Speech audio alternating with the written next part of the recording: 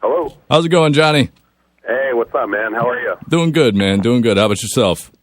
Pretty good, man. Just getting ready for tour, man. Packing up and stuff. Very cool, very cool. Now, let's go back to Swan Songs, all right? You guys back then, coming up in Hollywood and stuff like that, would you call it grimy?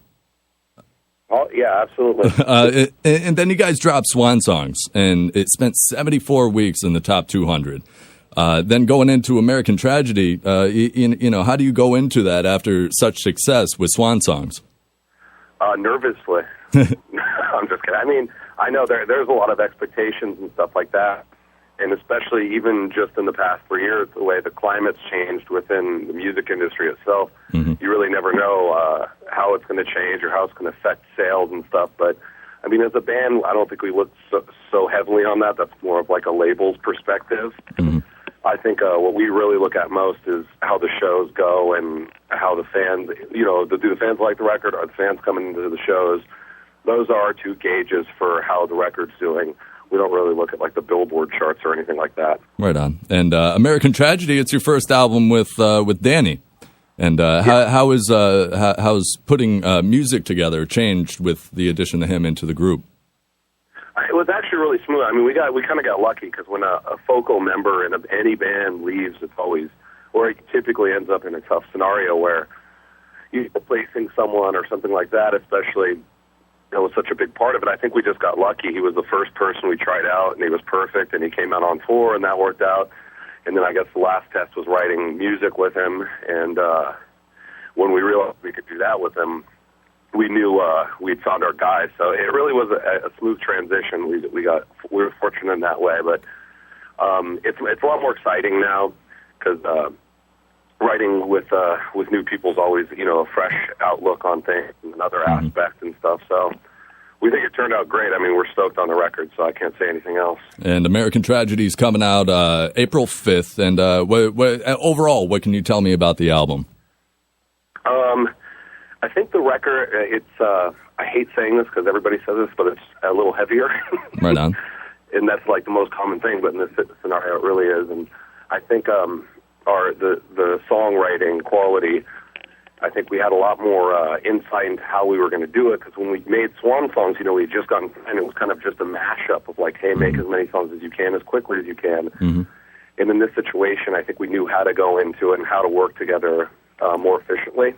Yep. And I think the songs they show that the quality level is quite a bit higher. No, absurdly. I mean, I just watched a new video for Ben the Hell, and just the sound is just so full, and you can just hear the progression in the band. It sounds great.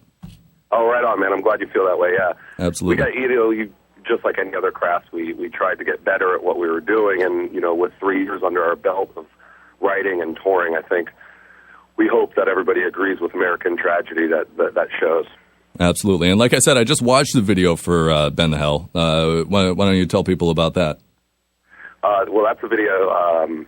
The song itself is about people who come, because we grew up here and watched a lot of people come and get off the bus and go about whatever respective things they're trying to do and why they moved to Los Angeles and stuff to become actors or musicians and stuff like that, which, are great dreams and stuff. But the city itself has a tendency of kind of chewing people up and spitting them back out. It's like getting hooked on drugs or, kind of falling off the wagon in any way, shape, or form. And then, a year later, they look like different people and they're heading home back to their parents and stuff like that. And it was just our perspective of looking at it from an introspective viewpoint of seeing this go on for so long. And so when we set out to write the song, that was the message we were conveying. And then we just made a video that's exactly like the song, where it plays those three characters. There's people in it. And, it shows kind of what happens to people in that sense. And it always seems like you have a half-naked or fully naked girl in your videos. I appreciate that, sir. That's mandatory. Even if it was like the most depressing song, there'd just be some naked girl there at all times. Yep, absolutely. Cool. All right, let's get to the important part, the Revolt tour. 3 days after the album comes out, you're going to be hitting the Dome at the Oakdale Theater in Wallingford with 10 Years, Drive A, and New Medicine. How'd you get that lineup together? I mean, it's kind of different having you guys and then the guys in 10 Years and New Medicine and Drive A. It's kind of it is a mix. It's different.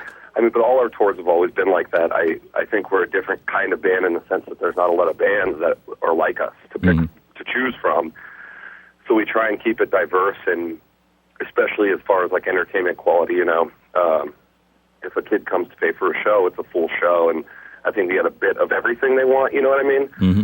And we've always tried to keep it that way, whether we bring out like metal bands or straight up rock bands or whatever it is. So I hope it works out well, but I love those bands, so I think it'll be cool. Awesome, man. Well, hey, I look forward to the show on April 8th. I look forward to the album coming out, American Tragedy, April 5th, and thanks for giving me a call, man. I appreciate it.